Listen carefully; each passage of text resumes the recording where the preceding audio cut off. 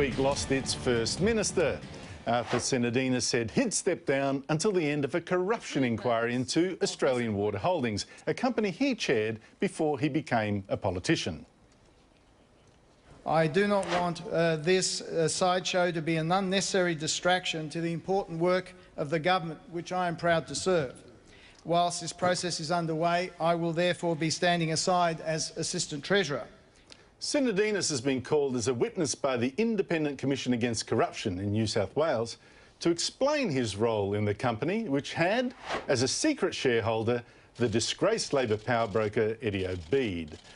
Sinodinos insists he did not know of Obeid's involvement and no allegation of impropriety has been made against him, not even by Labor.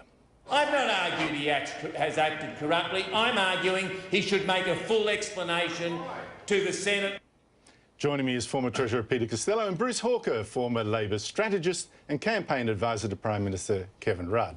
Bruce, what allegation of impropriety, not carelessness, impropriety, has actually been made against Arthur Sinodinos? Well, I think that's the reason they're having the ICAC inquiry. He was chairman of a company which, on the evidence before the ICAC now, was doing some pretty dodgy things, including taking money from the giving money to the Liberal Party and giving it back to the Sydney Water and then having Sydney Water pay for it. Giving money to the Liberal Party is not necessarily a crime, as far as I can tell. But having Sydney Water pay the bill is probably a bit of a problem. Now, the allegation against Arthur Sinodinos. We all know there's questions for Eddie Obeid. We all know the allegations regarding some of the other people involved. Against Arthur Sinodinos, I don't see what the allegation is.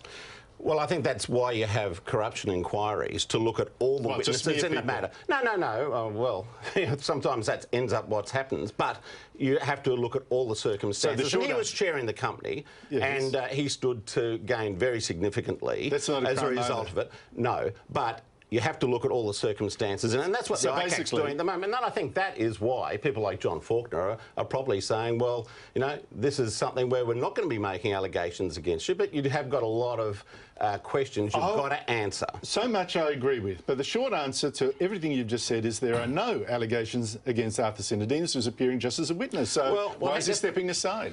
Well, he's stepping aside because it's politically damaging. That's the point, and I think he made that point. I think Tony Abbott made that point as well.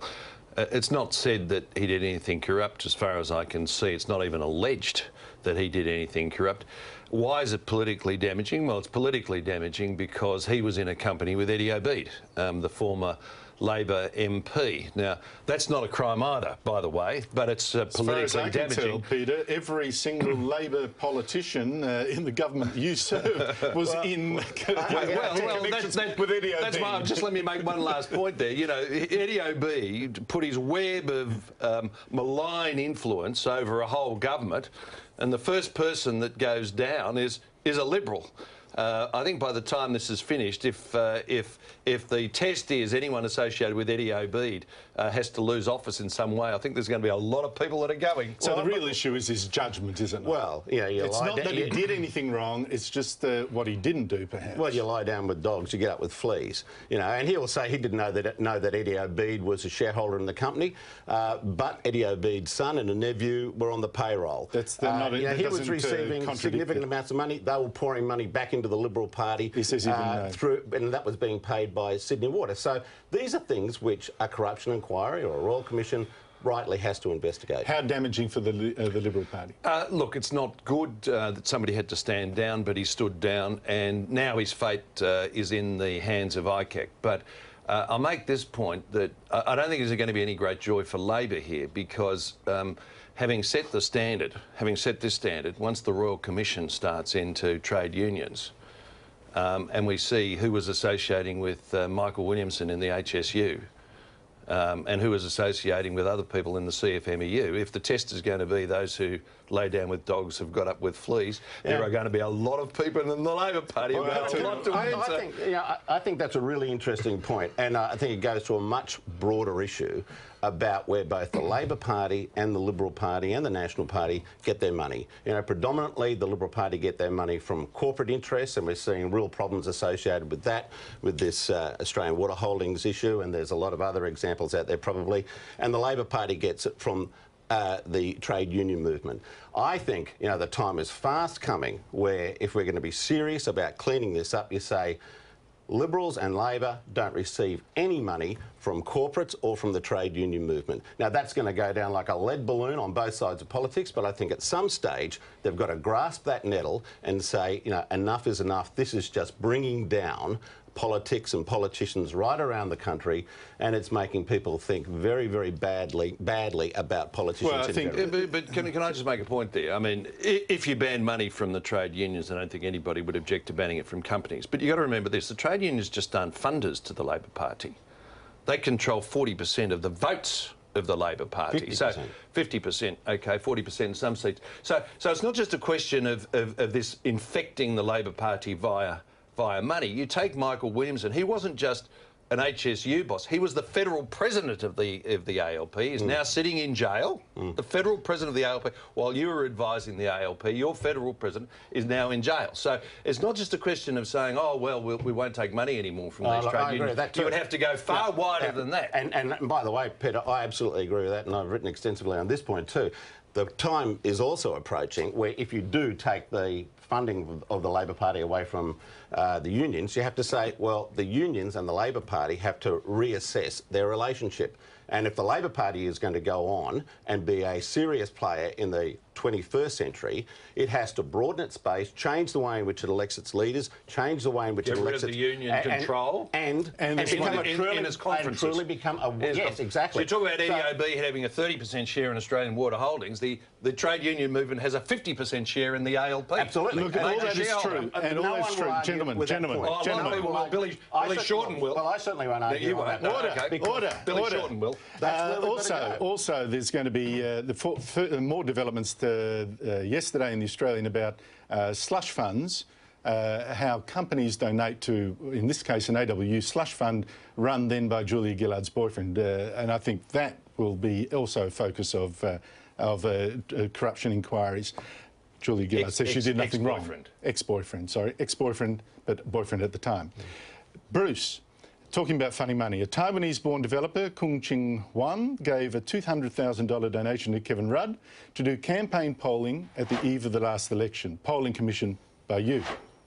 Well, Labor says, well, you and Kevin Rudd, Labor says that donation to Rudd's electorate branch bank account breached electoral laws, was made without the knowledge of state Labor officials responsible for donations and should be returned by the polling company. What's going on?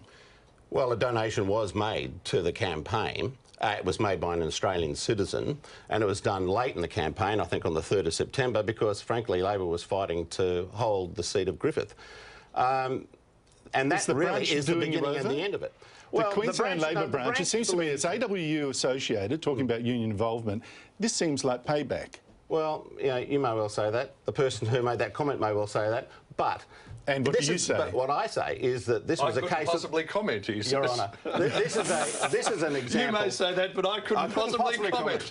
This is an example, though, of two laws clashing. You have a federal law, which says you have to declare this in the fullness of time, which is in about August of this year, and you have a state law which says it has to be declared within 2 weeks. The Queensland Labor Party, for reasons best known to itself, is operating under a state law, and apparently that affects state elections, whereas the people who are making the donation and the people who are making the declarations believe that they were doing it under federal law. Seems to me the AWU-controlled or influenced branch there is doing over Kevin Rudd and you. Yeah. I don't know what's going on. Well, I wouldn't hold the front page for that either. Yeah, right. Back with more from the panel after the break, especially on Labor's latest broken promise on the carbon tax.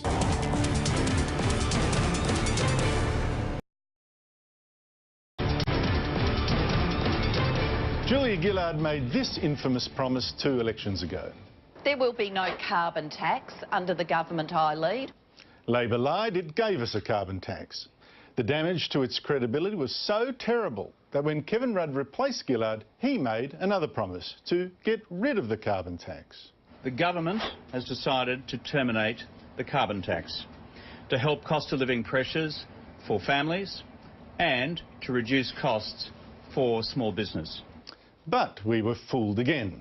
This week, Labor once again joined the Greens to stop the government from scrapping the carbon tax. Now, Bruce, you did more than almost anyone to persuade Kevin Rudd to get rid of that tax. You knew Labor had no mandate. You knew it was killing the party, the government. You must feel sick to see Labor still sticking with it. Yeah, it's totally unnecessary. We went to the last election with a commitment to an emissions trading scheme, which is what John Howard went to the 2007 election with, and which is, I think, a sensible proposition. There was never any need to go back and support a carbon tax. Sure, a price on carbon in some shape or form, but not a carbon tax. I think Labor and opposition needs to just focus on, you know, the shortcomings, and God knows there are a lot of them in the government, and don't worry too much about defending a legacy which basically had no support in the community anyway. But explain this. I just cannot understand why Bill Shorten would defend a carbon tax for which Labor had no mandate and which it promised to get rid of. Why would you do something that idiotic? Well, yeah, it sort of... It defeats me somewhat. I think, you know, one of the very few decent things about losing elections, you can say, all right, well, that was all over. We did that, you know, the electorate got it right, and now we're focusing on the future. I'm lost for words as to why we do it. Here's what I think, Andrew. You know, you come to the Tasmanian election, Labor gets thumped, and they say we'll never go into an agreement with the Greens again. You come through the federal election, they say we'll never go into an agreement with the Greens again. You walk into the Senate as an opposition, what's the first thing you do? You come into an agreement with the Greens to try and keep the carbon tax, right?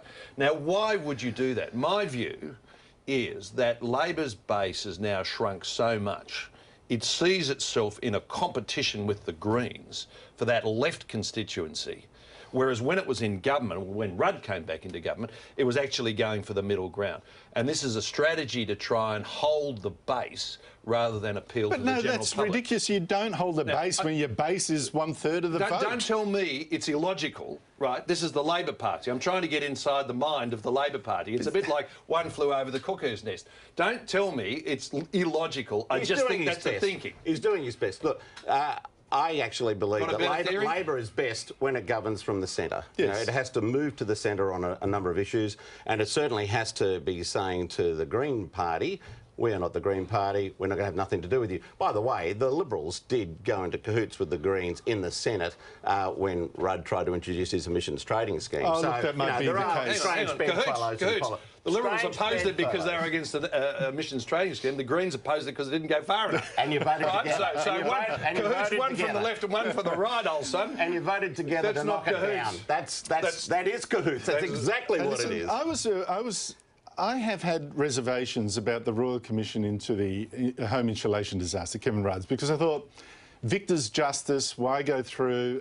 We've already had inquiries, and it seems to me the whole thing is set up in order to expose cabinet documents to get to the bottom of what Peter Garrett, who was the minister in charge of this disaster, tried to warn Kevin Rudd. It seems to me nothing more than that. And yet, Kevin Rudd's insulation program spent $2.5 billion of our money to give free insulation to people who didn't even need it. So bungled, it caused more than 150 house fires and, worst of all, 4 deaths. Now, the Royal Commission to this disaster has this week showed that Rudd's department gave just 2 bureaucrats only 2 days to design the whole thing over an Australia Day long weekend without actually asking any experts for their advice. Is this a valuable thing to come out of the Royal Commission, this insight? Well, I mean, I hope something useful comes out of the Royal Commission, because there's been about 5 different reviews and a coroner's inquiry in Queensland, various recommendations about changing state law where most of this resides. But yeah, I think when you come out with a very serious measure like this, you have to put proper resources into it, and we can all have 20/20 hindsight, but it was a very significant measure at a time. 20/20 hindsight. Absolutely, to know that 2 bureaucrats, 2 days about spending $2 billion without asking any experts. I don't need hindsight to know that that is idiotic. A lot more work went into it apart from those first 2 days of the plan. I doubt it. Look, I think what makes this different is you have deaths. So, and I think the families want justice, and they're entitled to that. And the second thing I'd say about this is, if it does actually serve as a warning to future governments, don't do this kind of stuff. It will be valuable. Now, I know this insulation scheme. It was rolled up to me when I was in government. Somebody came in and said, we've got a plan to insulate all houses to stop carbon gases. And you say it's only 20/20 hindsight. We didn't do it. We didn't do it because we thought it was bad policy. And I think if something comes out of the Royal Commission, it will be governments that rule by chaos, and that was the way Kevin ruled, make mistakes, and sometimes people's lives depend upon it. And if people's lives depend on it, you better make sure you do things properly. And it's not as if this was sort of atypical. You know, you had the NBN scheme designed on the back of 2 airplane flights between Stephen Conroy and Kevin Rudd. It's not atypical. It was on a coaster. On a coaster. OK, listen, one before we go. We've had Martin Parkinson, who's the Treasury Secretary. There was a suggestion that he would, announcement even, that he would quit after 6 months. There was a thought that maybe he would stay on after all because he was making pallies with Treasurer Joe Hockey. Well, then came along former Treasury Secretary Ken Henry, your protege, Peter, who tried to save the man's job with this. No government has ever thought it appropriate to remove the head of the Treasury and put in somebody who they think is of the right, let's say, of a more comfortable political character. But should he be asked to stay in his position? Yes, I think he should. So, did Ken Henry, your protege, just save Martin Parkinson's job? I don't think that was the most helpful intervention if you're looking at Martin's career. Look, Martin's been a distinguished public servant. He's very good on international stuff. He did a great job on the G20, as did Joe Hockey, incidentally. But it wasn't just that Ken intervened. I think Ken intervened in the context of giving a general spray to the current government. And in fact, your government, I believe, that you were reckless to give people back their money in tax cuts. And number two, he's kind of put a poison arrow in there against whoever takes the job now. And I think that's the more damaging thing. The suggestion's been put out that they're being appointed for political reasons. No person deserves to have that put on them. And I just say, watching that interview confirmed in my mind that Ken is not politically astute. And he's killed the chances of Parkinson from being and I'd say that reappointed, right? At the end of that ABC interview, Martin's chances of staying on were a lot less than at the beginning. Well, all of which is very fine, except that it denies the fact that in 113 years, no incoming government has removed a treasurer from the previous government. It's history is all a treasurer. No one's removed a treasurer. Gentlemen, we've all removed treasurers. Peter Costello, Bruce Hawker, thank you very much for joining me. And coming up, Newswatch. Why does the ABC have